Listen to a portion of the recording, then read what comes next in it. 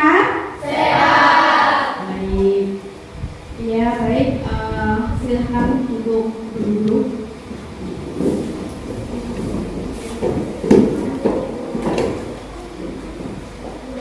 Baik, sebelum kita memulai pembelajaran, kita akan berdoa terlebih dahulu yang akan dipimpin oleh ketua kelas. Silakan ketua kelas untuk memimpin doanya. Sebelum memulai pelajaran kita pada hari ini, alangkah baiknya kita berdoa masing-masing di dalam hati. Berdoa mulai.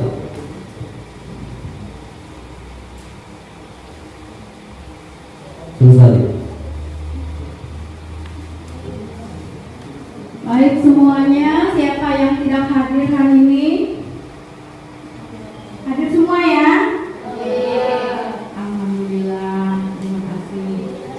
Baik, nah sebelum kita memulai pembelajaran, kita akan memberikan semangat dulu sebelum kita masuk ke pembelajaran. Silakan untuk berdiri sebentar. Kita akan bareng yel-yel ya. Semangat Pak. Smart, smart, smart. Sekali lagi, semangat Pak. Smart, smart, smart. Baik, terima kasih. Bagaimana sudah lebih semangat lagi untuk belajarnya? Sudah. Baik ya. Silakan untuk duduk. Kemarin kita telah mempelajari kalimat fakta ya. Masih ingat dengan kalimat fakta? Iya. Coba ada yang bisa mendefinisikan apa itu yang dimaksud dengan kalimat fakta? Coba. Iya, silakan untuk Mirna untuk menyampaikan kalimat fakta itu apa? Jadi kalimat fakta itu adalah kalimat yang menyatakan informasi yang dapat dibuktikan kebenarannya. Itu saja, Bu. Bagus sekali ya, tepuk tangan untuk Mirna. Berikutnya mungkin ada yang masih ingat contoh dari kalimat fakta. Siapa yang masih ingat? Boleh. Ya. Contoh dari kalimat fakta apa? Contoh dari kalimat fakta adalah bumi mengelilingi matahari. Bumi mengelilingi matahari, betul ya. Tepuk tangan. Berarti kalian sudah paham apa yang dimaksud dengan kalimat fakta ya. Sekarang kita akan melanjutkan pembelajaran kita. Hari ini yang berhubungan dengan pembelajaran hikayat. Tujuan pembelajaran kita hari ini yaitu peserta didik dapat menganalisis nilai-nilai yang terkandung pada karya sastra hikayat dengan tepat. Adapun manfaat dari pembelajaran bagi kehidupan sehari-hari yaitu 1. Pembelajaran nilai moral dan etika. 2. Peningkatan pemahaman budaya. Dan yang ketiga yaitu peningkatan kemampuan berbahasa. Mungkin di daerah kalian mungkin ada cerita yang mungkin kalian pernah mendengar. Itu cerita itu berkembang dari orang tua, dari nenek moyang maksudnya, sampai sekarang. Mungkin kalian pernah mendengar cerita tersebut? Mungkin ada yang bisa menyebutkan apa contohnya? Apakah di daerah kalian pernah berkembangnya cerita dari turun temurun? Artinya berkembangnya itu dari mulut ke mulut ya. Mungkin kalian pernah mendengar? Pernahkah? Pernah. Iya, pernah. Kalau pernah, mungkin ada yang bisa menyebutkan contohnya apa saja? Iya. Putri Junjung Bui. Putri Junjung Bui. Junjung Bui. Ya, bagus. Terus siapa lagi? Iya. Sangkuriang, ya betul. Iya, itu salah satu contoh ya yang pernah kalian dengar di daerah kalian. Baik, sekarang kita akan melihat. Sekarang kalian bisa mengamati dan melihat ya apa yang Ibu tampilkan di depan. Di negeri yang tak merata, hiduplah sepasang suami istri yang sangat miskin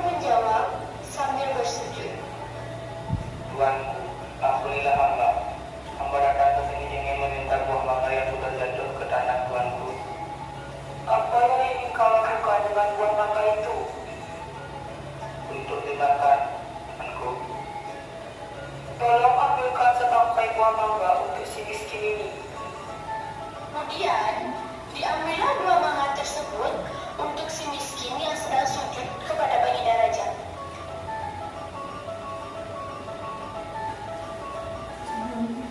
Setelah itu, si miskin pun berjalan pulang ke rumahnya. Setelah dilihat oleh sang istri akan si miskin datang membawa sebagai buah mangga, ia pun tertawa senang sambil memakan buah mangga tersebut.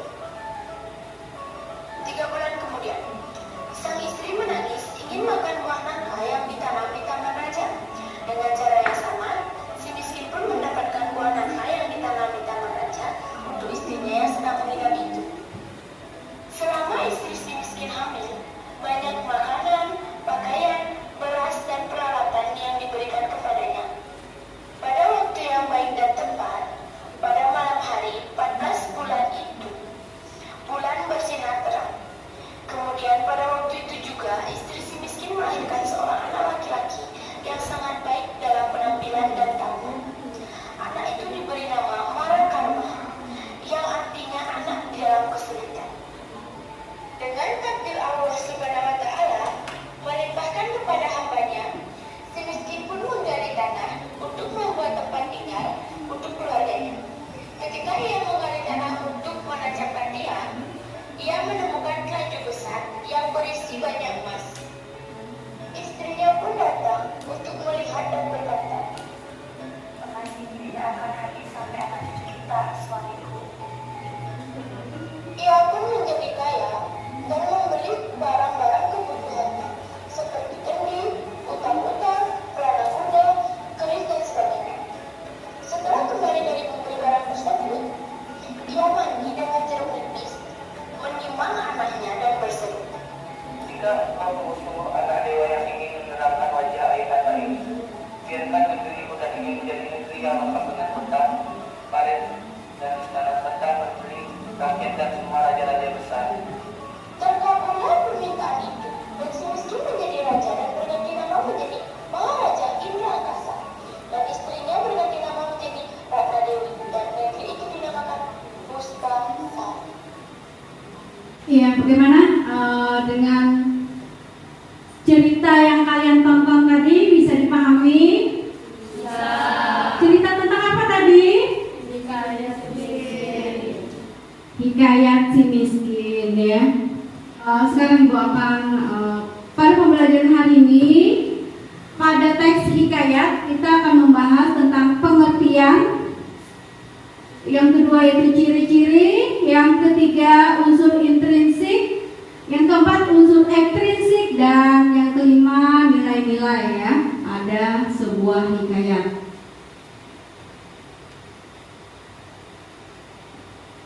Ya, adapun pengertian dari hikayat adalah salah satu bentuk sastra prosa yang biasanya ditulis dengan menggunakan bahasa Melayu. Nah, hikayat juga merupakan salah satu bentuk karya sastra lama yang isinya berupa cerita, kisah, dongeng maupun sejarah. Umumnya mengisahkan tentang kepahlawanan seseorang, lengkap dengan keanehan, kekuatan, kesaktian, dan mukjizat sang tokoh utama. Itu pengertian dari hikayat.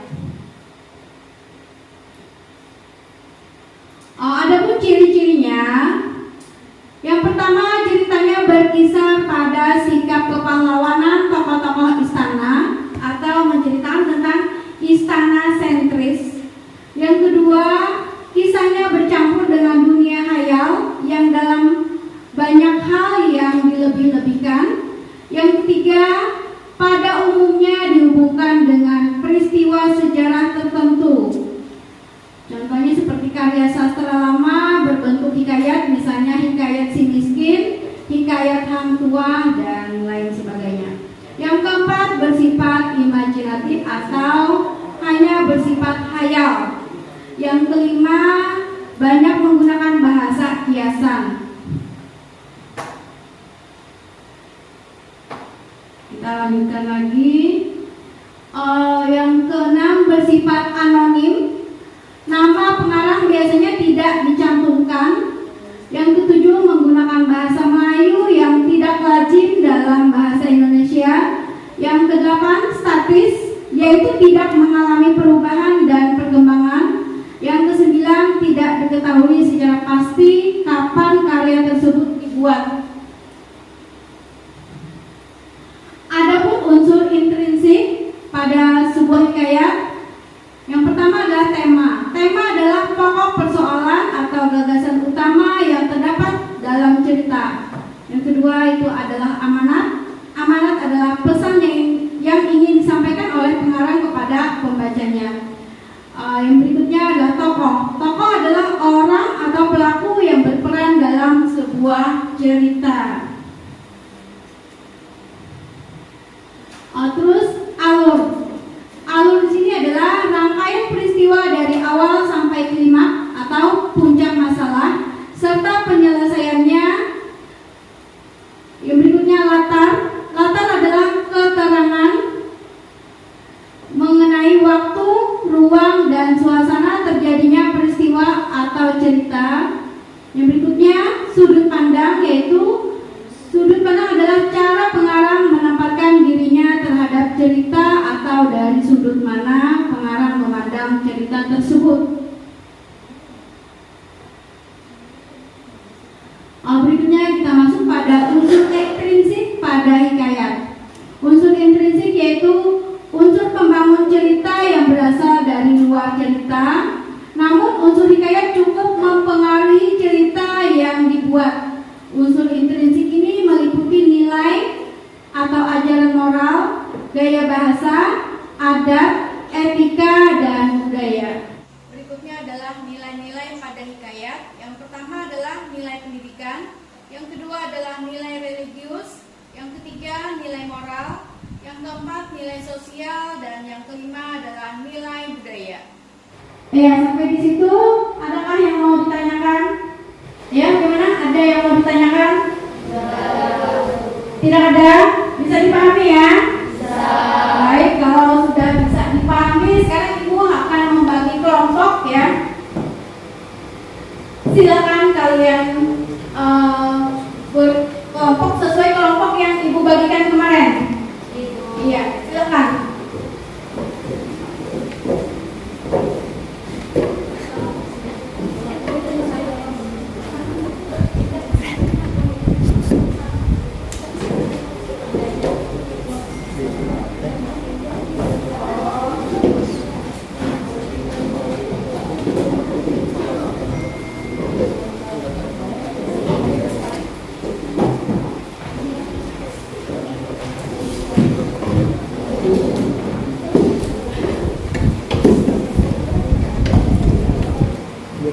Bagaimana, sudah sesuai kelompok ya? Sekarang Ibu akan membagikan LKPD yang kalian tentukan pada nilai-nilai sebuah hikayat yang berjudul Hikayat Saijan dan Ikan Todak ya. Jadi di sini kalian menentukan nilai-nilai apa saja yang terdapat pada Hikayat Saijan dan Ikan Todak. Silakan kelompok 1 untuk mengambil LKPD.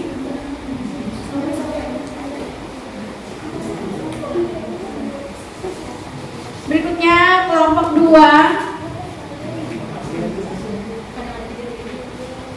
Kelompok 3. Dan kelompok 4. Silakan.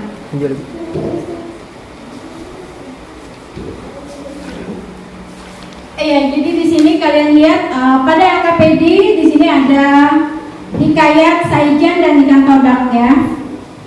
Jadi kalian baca, kalian pelajari, kalian pahami, kalian tentukan, kalian analisis ya unsur-unsur atau nilai-nilai yang terdapat pada Hikayat Saijan dan Ikan Todak ya. Sudah dilihat pada LKPD-nya? Sudah ya. Baik, jadi yang kalian tentukan di sini adalah nilai pendidikan beserta bukti kutipannya ya, apa saja. Yang kedua itu nilai moral, kalian tuliskan, dan bukti kutipan dari nilai moral itu apa saja. Yang ketiga nilai religius beserta bukti kutipan, dan yang keempat nilai sosial beserta bukti kutipan.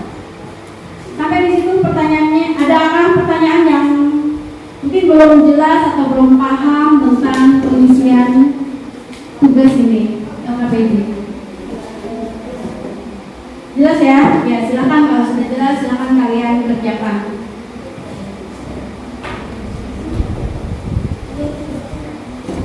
Silakan kalian jika mau menggunakan gawai atau handphone kalian untuk mencari informasi yang berhubungan dengan nilai-nilai pada hikayat ya. Silakan kalian mencari informasi sesuai dengan apa yang mau kalian cari yang berhubungan dengan nilai-nilai.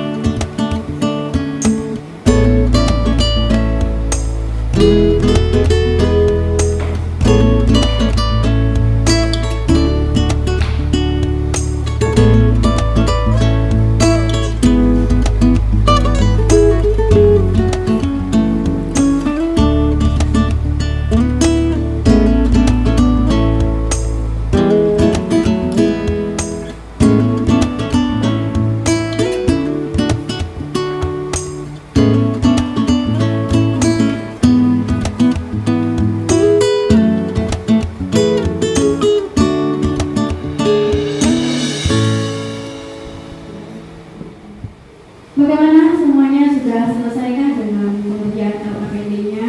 Sudah. Baik, kalau yang sudah berarti kita presentasi ya.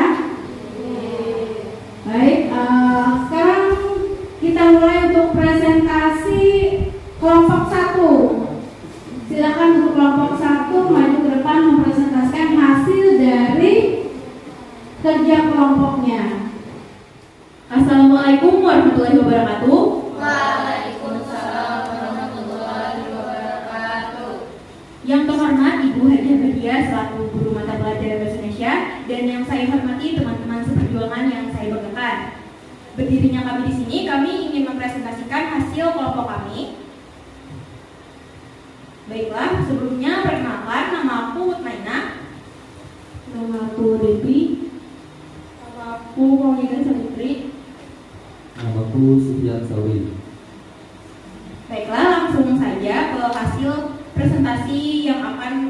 kami bacakan.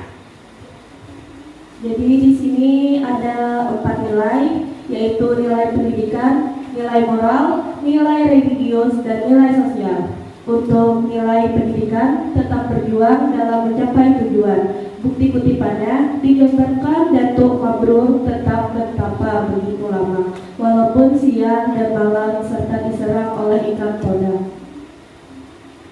Yang kedua ada nilai moral, memikirkan masa depan keluarga dan keturunan. Bukti kutipannya, tidak, aku tak punya keinginan pribadi, tapi untuk masa depan anak cucuku nanti. Lalu Datuk Mabrur menceritakan maksud pertapaannya selama ini. Yang ketiga ada nilai religius, berdoa dan bersyukur kepada Tuhan. Bukti kutipannya, ia memohon kepada Sang Pencipta agar diberi sebuah pulau. Dengan menjadikan puji dan syukur kepada Sang Pencipta, ia menamakannya Pulau Halimun. Dan yang terakhir ada nilai sosial, bekerja sama dalam mencapai sebuah tujuan. Bukti kutipannya, kita harus rapat, mufakat, membantu, bahu-membahu. Setuju?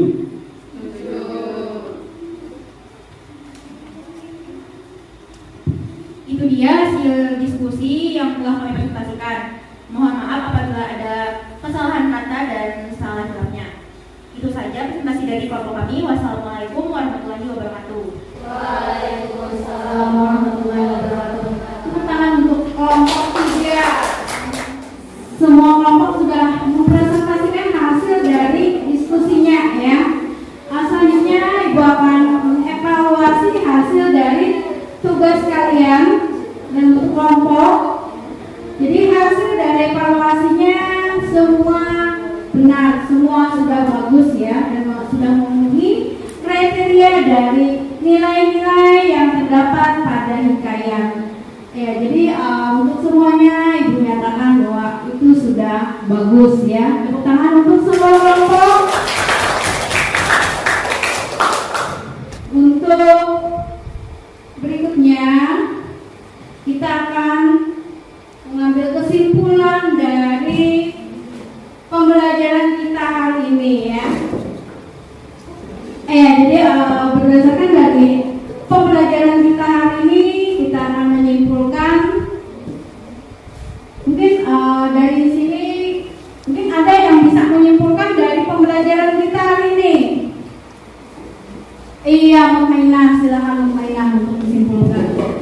Untuk kesimpulan hari ini kita belajar tentang hikayat, Bu. Hikayat adalah salah satu bentuk karya sastra lama yang isinya berupa cerita, kisah, dongeng, ataupun sejarah, dan pada umumnya menceritakan tentang kepahlawanan seseorang. Hikayat juga bersifat imajinasi dan banyak menggunakan bahasa kiasan.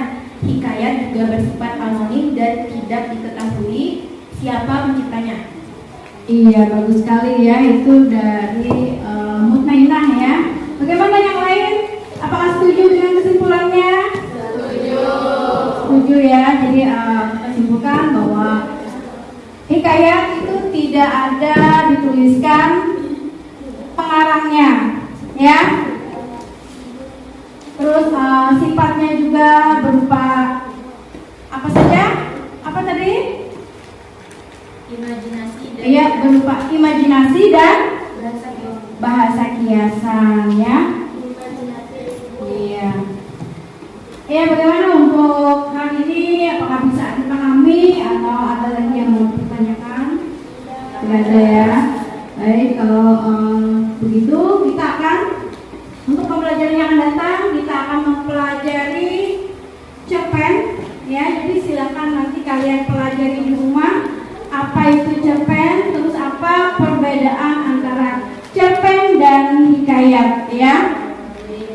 Iya, silakan nanti kalian cari-cari informasi yang berhubungan dengan cerpen dan pelajari ya.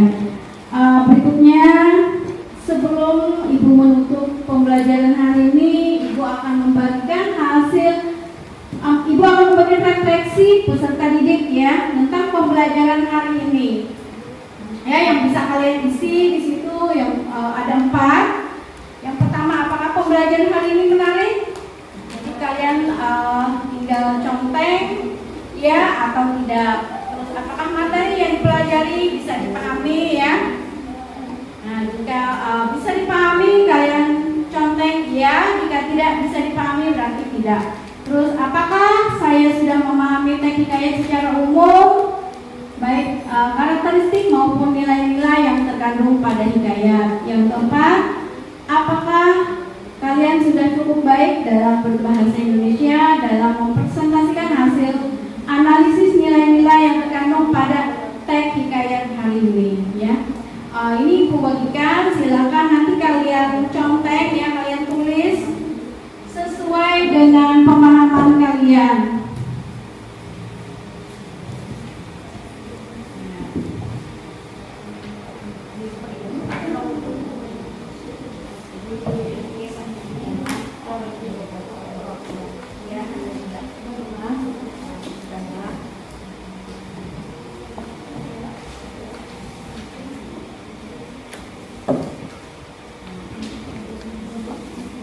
Contek, tulis refleksi bisa ya, bisa tidak.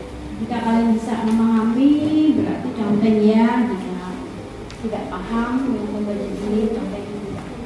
Tidak bisa, silakan.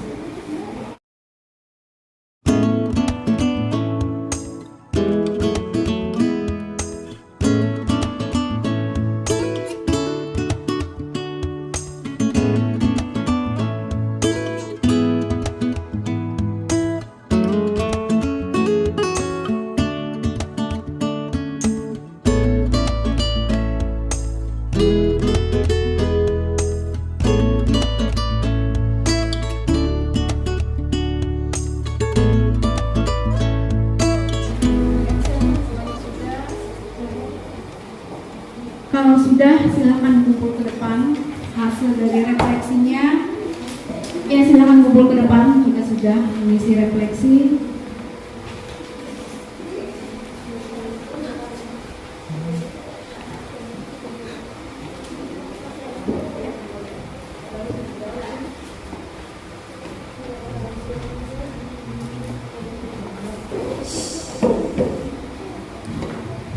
Sebelum kita mengakhiri pembelajaran hari ini, sekarang kita akan berdoa yang dipimpin oleh ketua kelas ya untuk mengakhiri pembelajaran. Silakan ketua kelas untuk memimpin doanya.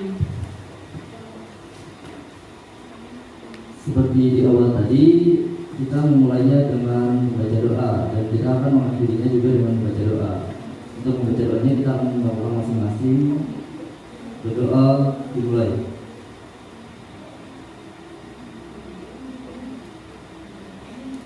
Selesai.